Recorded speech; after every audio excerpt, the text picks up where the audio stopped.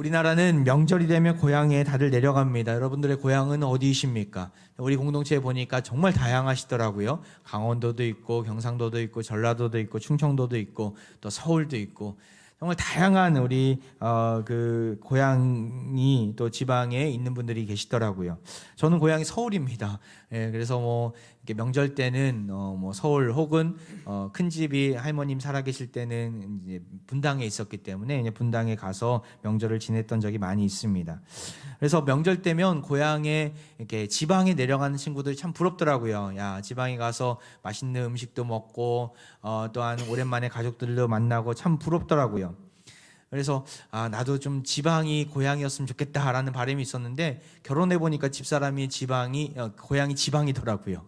그래서 야, 나도 드디어 명절 때는 이렇게 지방에 내려가서 부모님과 함께 지낼 수 있겠구나라고 생각했는데 첫 해나 두 번째 해는 갔는데 세 번째 해부터 못 가겠더라고요. 너무 멀고, 뭐 통영이어서 너무 멀고, 또 길도 많이 막히고, 또 오고 가는 길들이 만만치 않더라고요. 뭐 어렵게 갔는데 짧게 있다가 오기가 너무나 아까워서 뭐 휴가 때나 다른 날을 이용해서 이렇게 처가에 내려가는 적이 많았음을 보게 됩니다. 우리나라는 명절 때 고향에 내려가지만 유대인들은 명절 때 어디를 갑니까? 예루살렘에 올라갑니다. 오늘 본문 1절에 보면 유대인의 명절이 되어 예수께서 예루살렘에 올라가시니라. 예루살렘에 올라가서 무엇을 합니까? 뭐 가족들을 만나는 것이 아니라 그 예루살렘 성전에 들어가서 하나님께 제사를 지내고 또한 자신의 죄악들을 하나님께 고하면서 깨끗함을 입는 그런 의식들을, 정결 의식들을 행하는 것이죠. 예수님도 6월절에 예루살렘에 방문하시게 됩니다. 하지만 여기 보면은 제자들에 관한 내용들이 없습니다.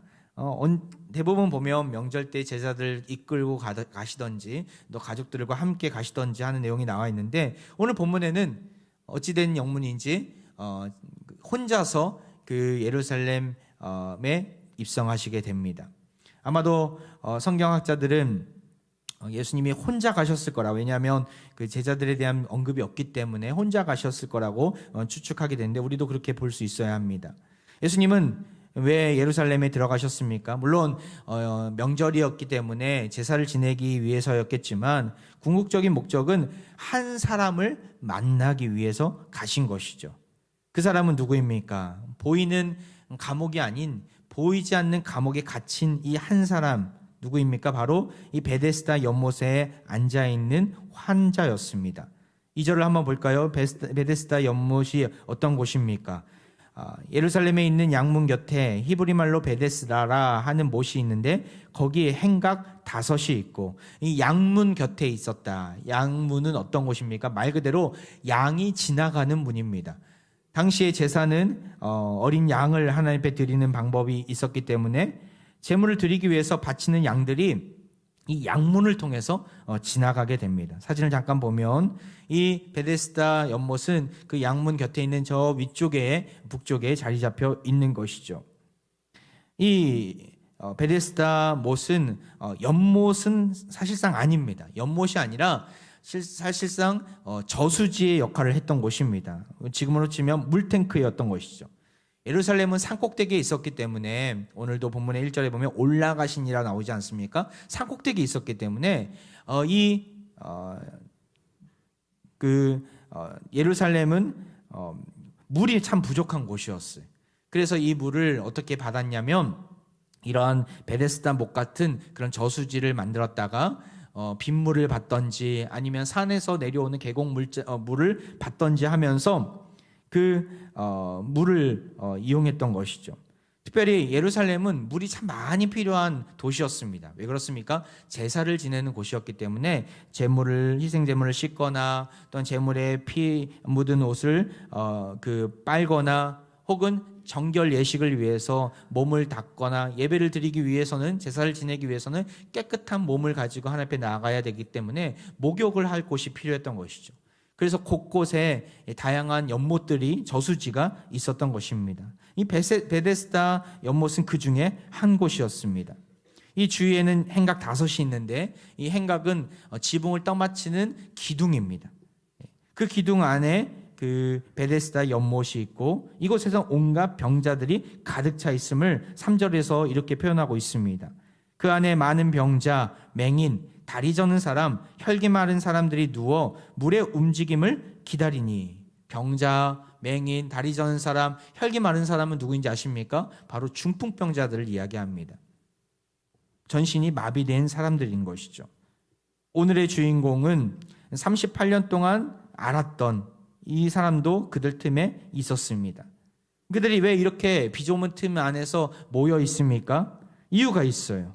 바로 베데스다 연못에 내려오는 한 전설 때문이었습니다. 4절 말씀인데 같이 한번 읽어볼까요? 시작. 이는 천사가 가끔 못에 내려와 물을 움직이게 하는데 움직인 후에 먼저 들어가는 자는 어떤 병에 걸렸는지 낫게 되밀어라. 고여있는 연못 물이 갑자기 움직이는 거예요. 이전 성경에는 동한다라고 나와 있는데 움직이는 거예요. 가끔 흔들리는 것이죠. 그 이유가 천사가 내려와서 그 일을 행하기 때문이라고 여기면서 그때에 그 물에 들어가면 깨끗함을 나음을 얻을 수 있다라고 그들은 믿었던 것이죠. 이것은 사실 미신이었습니다. 시몬 깁슨이라는 그 신학자가 예루살렘의 예수라는 책을 졌는데 그 책에 이런 내용이 나와 있어요. 베데스다 못은 붉은 흙 위에 회반죽을 두껍게 바른 저수조였습니다. 북쪽 저수조에서 물이 남쪽으로 쏟아져 나올 때에 소용돌이 치는데 회반죽 틈 사이 붉은 흙이 흘러나와 붉은 거품이 생겨났습니다. 사람들은 그것을 보고 천사가 물을 동하게 한다고 생각했습니다. 사람들의 생각인 거예요. 미신인 것이죠. 그래서 오늘 성경에 보면 3절과 4절 안에 보면 괄호가 되어 있습니다. 대부분 성경에 보면 다 괄호가 되어 있을 거예요. 괄호가 없는 성경 있으면 저한테 한번 가지고 와보시면 좋을 것 같은데 괄호가 되어 있을 거예요. 이 괄호가 되었다는 의미가 어떤 의미입니까? 바로 사람들의 생각이라는 것을 우리에게 말씀해주고 있는 것이죠. 예수님은 이 수많은 인파를 뚫고 예루살렘에 입성하셔서 홀로 곧장 베데스다 연못으로 나아가셨습니다. 그 이유가 무엇입니까? 38년 된 한 병자를 만나기 위해서였습니다. 미심 가운데 이 괄호 안에 갇혀서 미심 가운데 소망을 두고 있는 이 자를 살리시기 위해서 그곳을 방문하시자마자 그 사람 앞에서 뭐라고 질문하십니까? 6절 말씀. 예수께서 그 누운 것을 보시고 병이 벌써 오래된 줄 아시고 이르시되 네가 낫고자 하느냐? 네가 낫고자 하느냐? 이 질문 앞에서 병자는 뭐라고 대답합니까? 당연하죠, 주님. 저는 빨리 낫기를 원합니다. 혹시 이렇게 얘기합니까? 아니에요. 자신의 38년 동안에 있었던 여러 가지 안타까운 현실을 마치 한탄하듯, 마치 한숨 쉬듯 고백하고 있습니다. 나올 수 있는 기회를 잡지 못했던 현실을 하소연하듯 이렇게 말을 하고 있는데요. 7절 말씀. 병자가 대답하되 주여 물이 움직일 때 나를 못에 넣어주는 사람이 없습니다. 내가 가는 동안에 다른 사람이 먼저 다 내려가나이다. 주님, 저는 힘이 없습니다. 다른 사람들이 내려갈 사이에 저는 지치고 내려가지 못하게 됩니다. 기회를 놓쳐버립니다. 그래서 38년 동안이나 이 자리에 있는 것입니다. 이 방법밖에 없는데 그 방법마저 가지지 못했습니다라고 마치 말하는 것과 같습니다. 하지만 주님은 아랑곳하지 않으시고 그에게 놀라운 기적을 행하십니다. 오늘 본문은 우리에게 많은 것들을 참 말을 해주는데요. 우리는 문제가 있을 때에 우리는 어떻게 하나님 앞에 나아가게 됩니까? 우리의 해결책 안에 하나님을 제한시킬 때가 참 많이 있는 것 같아요. 이 문제 앞에서 해결책은 이것밖에 없습니다. 주님 이것을 주셔야, 주님 이것을 열어주셔야 해결이 됩니다. 정말 그럴까요? 전지전능하시고 창조주 되신 하나님이 가지신 해결책이 그것밖에 없을까요? 내가 생각하는 그것밖에 없을까요? 그건 우리의 생각일 뿐입니다. 하나님은 결코 그 해결책만 가지고 계신 분이 아닙니다. 문제 앞에서 우리가 구할 것은 그렇다면 무엇이 되어야 합니까? 바로 해결책을 구하는 것이 아니라 해결책을 가지고 계신, 해결의 열쇠를 쥐고 계신 주님을 구해야 하는 것이죠. 돈을 구할 것이 아니라, 물질이 필요하다면 물질을 구할 것이 아니라 모든 부를 다스리시고 주관하시는 하나님을 구해야 합니다. 우리가 어떤 자녀를 두고 있는, 수험생 자녀를 두고 있는 부모님들 계십니까? 하나님, 우리 자녀가 이 대학을 목표로 하고 있습니다. 이 과정 또한 이 전공을 목표로 하고 있습니다. 하나님, 어떻게 하면 좋겠습니까? 이 대학에 들어갈 수 있도록 길을 열어달라고. 물론 그것도 구할 수 있겠지만 궁극적으로 그 이면에서 우리는 무엇을 더 간절히 구해야 합니까? 하나님, 우리 자녀의 삶의 주인 되신 하나님께서 끝까지 책임져 달라고. 끝까지 우리 자녀가, 우리 아들과 딸이 주님을 의지하고 신뢰하게 해달라고. 이것을 구해야 하는 것이죠. 그러할 땐 하나님은 더 나은, 더 최상의 길을 열어주실 때 우리는 실망의 눈으로 바라보는 것이 아니라 만족함의 눈으로 바라볼 수 있고 기대감을 가지고 또 다른 세상을, 또 다른 길을 바라볼 수 있는 것이죠. 하나님은 결코 한 가지 해결책만 가지고 계신 분이 아니십니다. A부터 Z까지, 아니 그 이상 수천, 수백만의 그 해결책을 가지고 계신 분이 우리 하나님이신 줄 믿습니다. 우리 삶 가운데 어려움이 있습니까? 말하지 못할 고민들이 있습니까? 문제 해결의 열쇠를 쥐고 계신 그 하나님만을 구하시길 바랍니다. 그러할 때 길이 시온의 대로처럼 열릴 줄 믿습니다. 이 안타깝게도 38년 동안 이 병자는 오직 물에 들어가는 것만이 해결책이라고 생각했던 자였어요. 결국 물에 들어가지도 못하고 이러지도 못하고 저러지도 못하면서 38년 동안이나 허송세월을 보내게 됩니다. 하지만 주님을 만나고 나서 즉시 해결하게 됩니다. 여러분, 그렇지 않습니까? 주님을 만나야 산다라는 것을 다시금 우리에게 보여주시는 것이죠. 그렇다면 여기서 더욱더 우리는 깊은 질문을 해야 되는데요. 왜 주님은 이 38년 된 병자를 찾으셨고 그를 치유해 주셨을까요? 이유가 있어요. 그 이유를 알려면 다시금 장소와 때를 볼 수 있어야 합니다. 이 장소와 때를 우리가 잘 인식하면 왜 하나님께서 이 병자를 만나 주셨는지, 그토록 홀로 예루살렘에 입성하셔서 이 병자만 만나고 다시 내려가셨는지를 알게 되는 것이죠. 먼저 장소. 이 38년 된 병자가 주님을 만났던 장소는 어디라고 말씀드렸어요? 베데스다예요. 베데스다. 베데스다는 합성어입니다. 베트와 헤세드라는 합성어들. 베트가 무슨 뜻입니까? 집이라는 뜻이 담겨져 있습니다. 베들레헴 할 때 그 베드 더하기 레헴은 떡집입니다. 레헴이 떡이란 뜻이거든요. 그래서 떡집. 베데스다는 무슨 집일까요? 헤세드가 무슨 뜻입니까? 우리가 3층, 본당 3층을 헤세드 홀이라고 했는데 헤세드의 뜻은 자비 그리고 은혜라는 히브리어입니다. 다시 말해서 베데스다는 자비의 집, 은혜의 집이라는 뜻이 담겨져 있는 것이죠.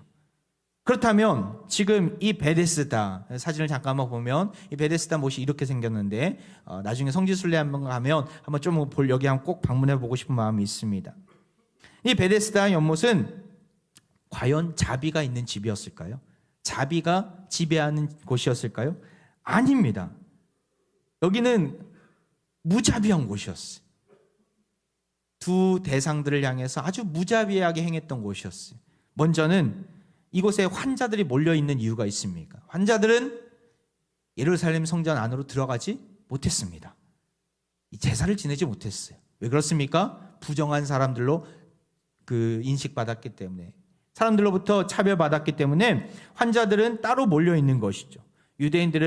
건강한 유대인들은 당신들은 부정한 사람들이야, 당신들은 예배를 드리지 못해라고 하면서 저들을 차별하면서 그들은 그 무자비한 그들의 행태를 그냥 두고만 보고 있었던 것이죠. 그래서 이 베데스다 못에 몰려 있었습니다. 나아가서 이 베데스다 안에 그러한 미신들이 있었기 때문에 환자들은 서로 그 물에 들어가려고 힘이 있는 사람, 또한 좀 빠른 사람, 능력이 있는 사람만 그 물에 들어갈 수 있었어요. 그 안에서도 차별이 있었다라는 거예요. 환자와 환자 안에서도 물에 들어갈 수 있는 사람과 들어가지 못하는 사람 안에 있었던 것이죠.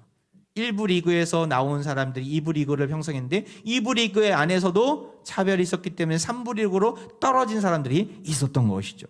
이것은 결코 자비가 넘치는 곳이 아니었습니다.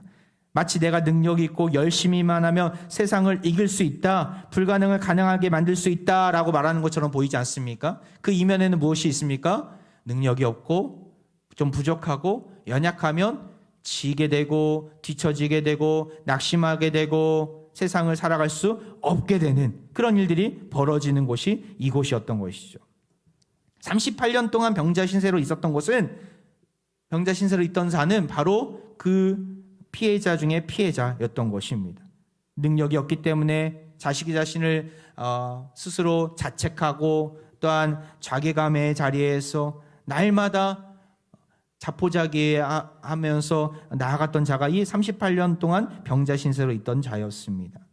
여러분, 우리는 어떻습니까? 우리도 이 세상 가운데서 똑같은 것을 경험하지 않습니까? 1부 리그, 2부 리그, 3부 리그, 4부 리그, 9부 리그. 나는 어떤 리그에서 살고 있는 사람입니까? 세상 사람들은 우리를 차별화합니다. 우리를 평가합니다. 너의 재력이 얼마인지, 너의 학벌이 어느 정도 되는지, 너가 건강 상태가 어떻게 되는지, A등급이냐 B등급이냐 Z등급까지 사람들은 등급화시키고 차별화시키는 세상을 우리는 살아가고 있습니다. 세상을 살려면 경쟁력을 키워야 해. 내가 당한 수치를 당하지 않으려면 너희들이 재력과 건강과 학벌, 세상의 많은 것들을 가져야 해 하면서 우리는 자녀들에게 그것을 강요할 때가 있습니다. 물론 세상을 살 땐 필요합니다. 물질도 필요하고 건강도 필요합니다. 맞는 말입니다.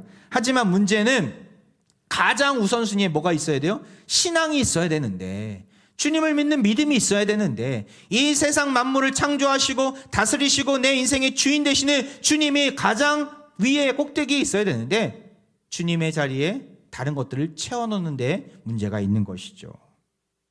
자녀를 키울 때, 또한 우리가 이웃을 대할 때 우리는 등급화된 시각을 가지고 이 세상을 평가하고 나 자신을 평가하고 우리 자녀들을 평가하고 있지는 않습니까? 특별히 우리 다음 세대들 정말 너무나 중요한데 믿음의 자리에 무엇을 올려다 놓습니까? 공부를 올려다 놓고 노는 것을 올려다 놓고 친구를 올려다 놓고 이런 것들을 한 번, 두 번 양보하다 보면 결국 교회를 떠나가게 되고 다시 돌아온다는 것은 정말 쉽지 않음을 보게 됩니다. 나중에 보면 정말 땅을 치고 후회할 일인데 그 순간만큼은 양보하고 타협하는 우리의 저 자세는 없습니까? 무자비한 세상 속에서 살아남으려면 어쩔 수 없었습니다, 목사님이라고 항변하지 마시기 바랍니다. 정말 그럴까요? 아니에요. 무자비한 세상 속에서 세상 사람들과 같이 똑같이 무자비한 방법을 취해야 살아갈 수 있다는 것은 옳은 일이 아닙니다. 그걸 깨시려고 누가 오신 거예요? 예수님이 오신 거예요. 그 세상의 원리를, 세상의 이치를 깨시려고 예수님이 오신 거예요. 그렇지 않다는 것을 보여주시려고 누구를 찾아가신 거예요? 38년 된 병자를 찾아가신 거예요. 1부 리그 유대인들의 자리에서 내려와서 2부 리그 병자들의 자리에 내려와서 지금 가장 아래의 자리에서, 아래 단계에서 허우적대고 있는 그 병자에게 무엇을 가르쳐 주시려고요? 베데스다가 자비의 집이 아니라 양육강식의 지배하는 무자비의 집이 되었음을 그 집이 되었음을 모두가 인식하고 있는데 그에게 찾아와 주셔서 아니다, 이것은 자비의 집이다라는 것을 예수님이 스스로 그에게 보여주신 것이죠. 그런 자에게 찾아가신 것이죠. 아무런 소망이 없는 그에게 소망이 되어주시고 아무런 가능성이 없는 그에게 100% 가능함을 보여주시려고 찾아와 주신 그 주님은 우리 주님인 줄 믿습니다. 우리 인생의 하나님인 줄 믿습니다.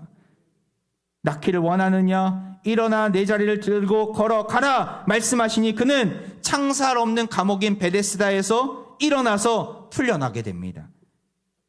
이전에는 자리에 연연하고 어디 자리에 가야 될 것인가, 어디 앉아야 될 것인가, 여기에 끌려다녔던 인생이라면 이제는 그 자리를 들고 내가 가고 싶은 곳에 마음껏 자유함으로 가는 그의 모습을 우리는 오늘 본문에서 발견하게 되는 것이죠. 이 사건을 가지고 유대인들에게 다시금 예수님은 요한복음 5장에서 설명하시는데 그 핵심은 여기에 있습니다. 요한복음 5장 25절 말씀 같이 읽어볼까요? 시작. 진실로 진실로 너에게 이르노니 죽은 자들이 하나님의 아들의 음성을 들을 때가 오나니 곧 이때라. 듣는 자는 살아나리라. 할렐루야. 듣는 자는 살아나리라. 하나님 말씀이 우리 인생 가운데 임하면 살아나게 되는 줄 믿습니다. 이것이 베데스다 연못에서 만났던 병자가 깨달은 바예요. 예수님이 가르쳐 주시고자 했던 메시지였던 것이죠. 사랑하는 화평가족 여러분, 가능성이 없는 현실 속에서도 우리가 낙심하지 않는 이유는 여기에 있습니다. 하나님의 권능을 제한하지 마시고 세상 기준에 맞춰서 살아가는데 힘을 다하지 마시고 주님을 신뢰하는 일에, 주님을 끝까지 바라보는 일에 힘을 다하시길 바랍니다. 세상 사람들은 어디 자리에 가야 되는가, 여기 왔다 저기 왔다 마음이 흔들리면서 거기에 올인하지만 우리는 그렇지 않습니다. 그 자리를 옮겨가시는 하나님을 알고 있기 때문에, 자리를 들고 걸어가라라고 명령하시는 하나님의 말씀을 의지하고 있기 때문에 우리는 흔들리지 않고 담대히 믿음의 길로 가는 것이죠. 물질이 부족하다고, 건강하지 못하다고, 학벌이 좀 부족하다고 좌절하지 마시고 불안해하지 마시고 하나님께 소망을 두는 인생 되시길 바랍니다. 이건 저의 말이 아니에요. 시편의 기자가 이렇게 고백하고 있지 않습니까? 시편 42편 5절 말씀, 우리 이 자리에 가운데 낙심하며 좌절 가운데 있는 주의 백성들에게 이 말씀이 새겨지기를 소망하면서 우리 같이 힘있게 선포하듯이 읽도록 하겠습니다. 시작. 내 영혼아 네가 어찌하여 낙심하여 어찌하여 내 속에서 불안해하는가. 너는 하나님께 소망을 두라. 그가 나타나 도우심으로 말미암아 내가 여전히 찬송하리로다. 할렐루야. 낙심한 우리의 인생, 좌절한 우리의 인생 가운데 하나님은 유일한 소망이 되어신 줄 믿습니다. 주의 음성이 들려지면 죽은 자가 살아나고 갇힌 자가 풀려날 줄 믿습니다. 무자비한 세상 속에서 진짜 자비가 무엇인지 반드시 보여주실 것입니다. 이 사실을 보여주시려고 벳세다 못에 예수님이 홀로 걸어가신 것이죠. 나아가 왜 병자를 찾아가셨습니까? 장소를 보았습니다. 이제 때를 봐야 돼. 때. 언제 가셨는가? 자, 9절 말씀. 언제 일어났습니까? 이 메시지가. 같이 읽겠습니다. 시작. 그 사람이 곧 나아서 자리를 들고 걸어가니라. 이날은 안식일이니. 안식일이라는 거야. 안식일. 안식일은 결코 있어서는 안 되는 일이었음을 지금 보여주는 것이죠. 당시 안식일에는 병을 고치는 의료행위뿐만 아니라 자리를 들고 걸어가는 일은 결코 용납할 수 없는 일이었어요. 이거 우리가 이해되지 않는 부분인데 유대인들의 규례 안에 그런 규례가 있어요. 안식일에 이런 일을 하지 말라라고 금하는 율법이 39가지인데 그 39가지 중에 마지막 39번째 규례가 물건을 옮기는 것이었어요. 물건을 옮겨서는 안 된다라는 거죠. 근데 자리를 옮겼으니까, 자리를 옮겨가라고 예수님이 명하셨으니까 예수님도 그 명예, 그 규례를 어겼다라고 나중에 유대인들이 들고 일어난 것입니다. 안식일을 거룩하게 지키지 못했다라고. 여러분, 안식일은 어떤 날입니까? 예수님은 지금 안식일의 참된 의미를 우리에게 가르쳐주고 계시려고 가르쳐 주시는 거예요. 그것을 알려주시려고 그 병자에게 찾아가신 것이죠. 하나님 안에서 참된 쉼과 안식을 누리는 날 아닙니까? 하나님 말씀을 듣고 내 영혼이 살아나고 하나님께 온 마음을 다해 내 인생을 드리는 그러한 예배 드리는 날 아닙니까? 근데 여전히 죄악된 세상에서 온갖 고난을 당하면서 쉼을 누리지 못하고 안식일의 자리에서 예배를 드리고 있다면 주님의 마음은 너무나 아프실 것입니다. 이러한 하나님의 마음을 몰랐던 유대인들은 온갖 규례와 규율을 만들어서 스스로를 괴롭히고 있는 거예요. 자해하고 있는 거예요. 지금 나아가 서로를 향해서 명독칼과 같이 시퍼렇게 날카로운 그 잣대로 서로를 평가하고 있는 거예요. 그것이 안식일에 지키는 거냐 지키지 못하는 것이냐, 그것을 평가하고 있는 거예요. 참으로 위선된 일이 아닐 수가 없는 것이죠. 예수님은 그들의 위선을 꼬집으시면서 의도적으로 안식일에 이러한 치유의 역사를 그에게 보여주시고 구체적으로 자리를 들고 걸어가라, 일어나라 라고 말씀하신 것이죠. 안식일에는 이래야 함을 우리에게 말씀해 주고자 하신 것입니다. 난 어떻습니까? 우리는 정말 안식일에, 지금을 치면 주일 아닙니까? 주일날 온 마음을 다해 하나님 앞에 참된 쉼을 누리면서 온 힘을 다해 주님을 경배하고 있습니까? 참된 쉼이란 단순한 육체적인 쉼을 의미하는 것이 아닙니다. 잠을 많이 잔다고 안식일을 거룩하게 지키는 것이 아닙니다. 물론 육체적인 쉼도 포함이 되겠지만 무엇보다도 영적인 쉼, 주님 안에서 내 영혼이 소생케 되는 은혜를 나는 날마다 누리고 있는가? 최선을 다해서 정말 한 번뿐인 인생, 한 번뿐인 마지막 예배다라는 심정을 가지고 말씀을 듣고 나는 은혜의 자리로 나아가고 있는가? 아니면 뭐 오늘 예배 때 성공하지 못해도 다음 주 예배 또 있는데 또 뭐 다른 것도 있는데 혹시 이러한 아니한 생각을 가지고 이 자리에 있지는 않는가? 우리 자신을 돌아볼 수 있어야 합니다. 만약에 예배를 그렇게 드리고 있다면 저에게도 책임이 있는 것 같아요. 설교자인 저에게도 문제가 있습니다. 성경의 의미보다는 제 사견이나 또한 어떤 의도를 가지고 제가 하고 싶은 말을 하나님의 뜻인 양 임의로 해석한다면 저에게 문제가 있는 것이죠. 그렇게 안 하려고 노력하는데 그것을 위해서 좀 기도해 주셨으면 좋겠어요. 하나님 말씀 온전히 선포할 수 있도록. 준비되지 못한 모습으로 또한 우리 예배의 자리로 나온 우리 각자에게도 문제가 있을 수 있습니다.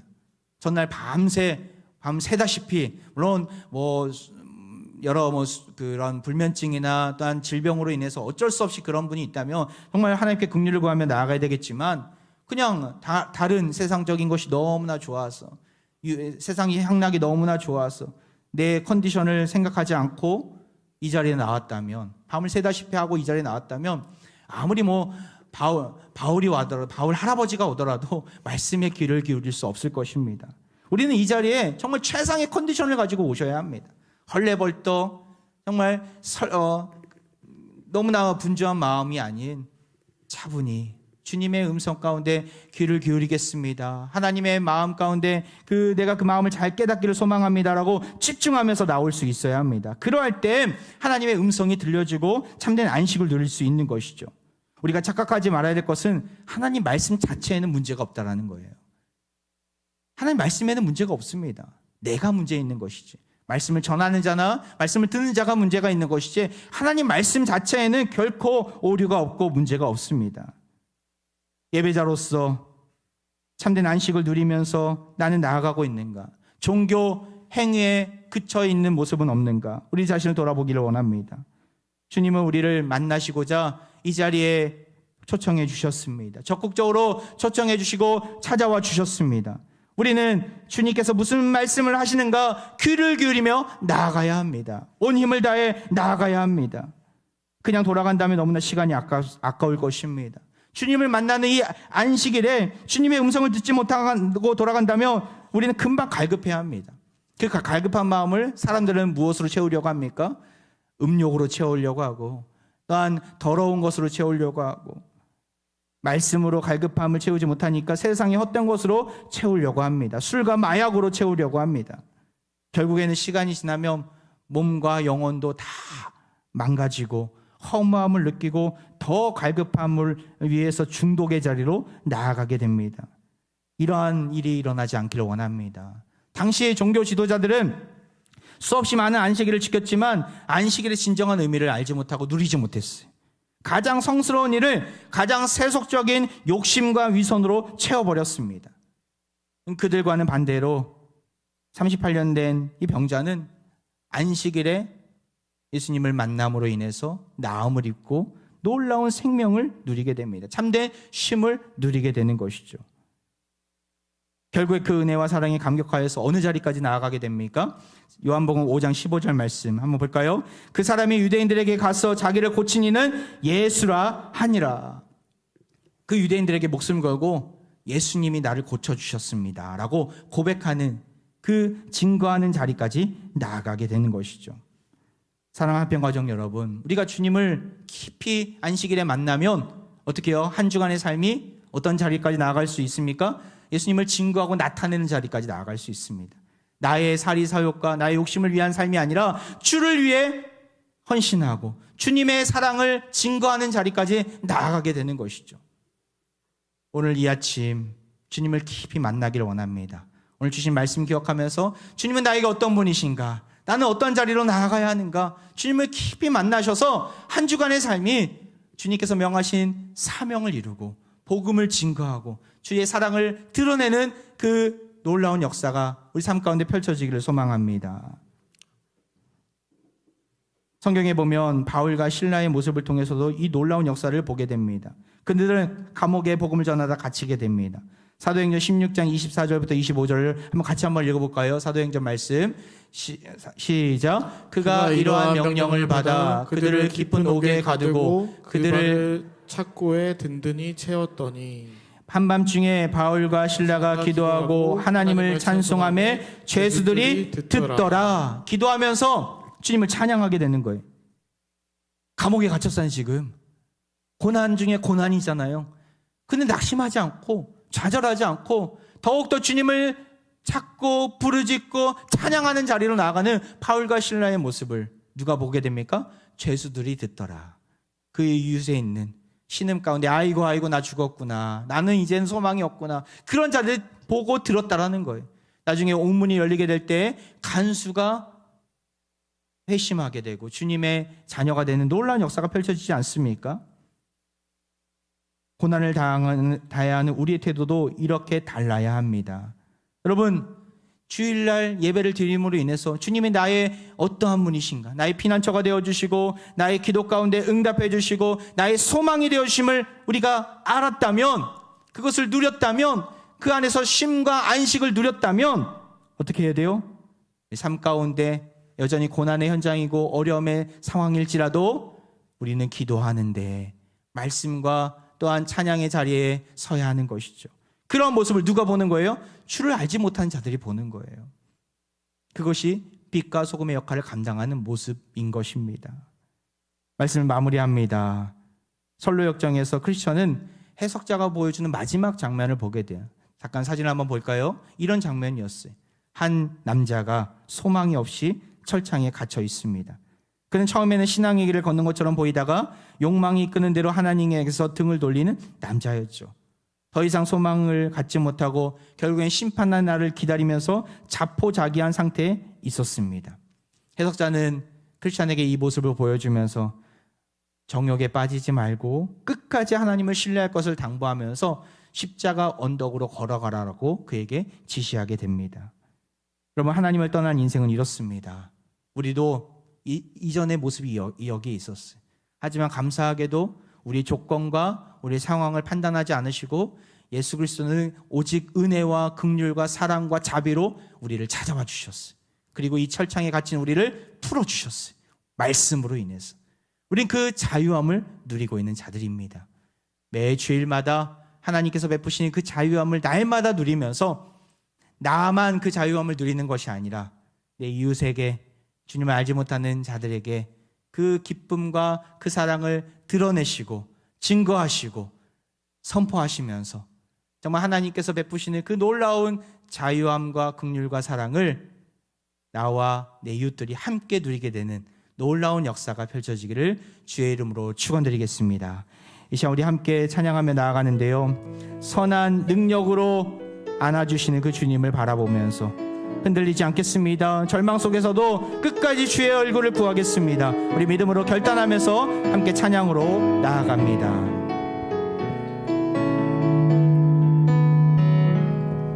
주 선한 능력으로 안으시네, 그 크신 팔로 날 붙드시네.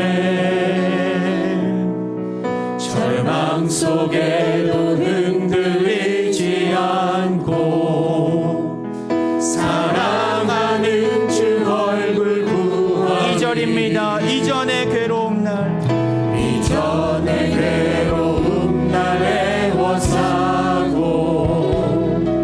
고난의 길을 걷는다 해도 주님께 모두 맡긴 우리 영혼, 끝내 승리의 날을 맞으리. 그 승리의 날을 맞으리. 선한 능력으로 일어서리. 선한 능력으로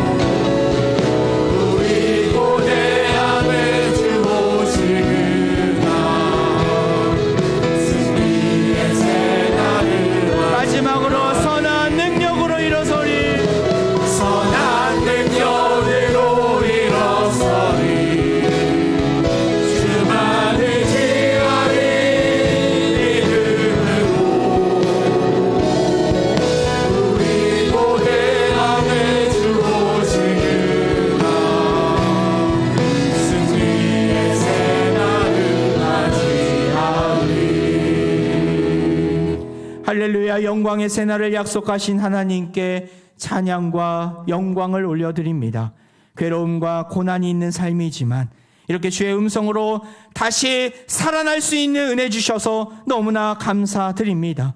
38년 병자처럼 우리네 인생도 고난이라는 철창에 갇힐 때가 있습니다. 주여 긍휼을 베풀어 주옵소서. 주께서 유일한 해결책이심을 믿사오니 거룩한 죄를 우리를 철창에서 나오게 하시고 다시금 소생시켜 주옵소서. 주의 말씀으로 살아나게 하시고 선한 능력으로 일어나 주를 찬양하게 하시고 주의 이름을 증거하는 자로 사용해 주옵소서. 주님의 남은 고난 채워가며 예수와 복음 위에 살아가는 화평가족 모두가 되게 하여 주옵소서. 이 시간 병든 부위와 상하고 지친 마음 위에 손을 얹고 기도합니다. 끝내 승리를 약속하신 하나님 아버지, 이 시간 고통 가운데 있는 환우들을 위해 간절히 기도합니다. 38년 된 병자를 치유하셨던 주께서 이 시간 우리에게 말씀하여 주옵소서. 일어나 내 자리를 들고 걸어가라. 일어나 내 자리를 들고 걸어가라. 완벽하게 치유하시고 이 시간 회복시켜 주옵소서. 악한 질병이 예수 그리스도의 이름으로 떠나가게 하시고 오직 예수님만이 우리 안에 임하여 주옵소서. 주의 찬란한 영광의 얼굴을 날마다 비춰주실 것을 믿사오며 선한 능력으로 우리를 안아주시는 예수 그리스도의 이름으로 기도하옵나이다. 아멘.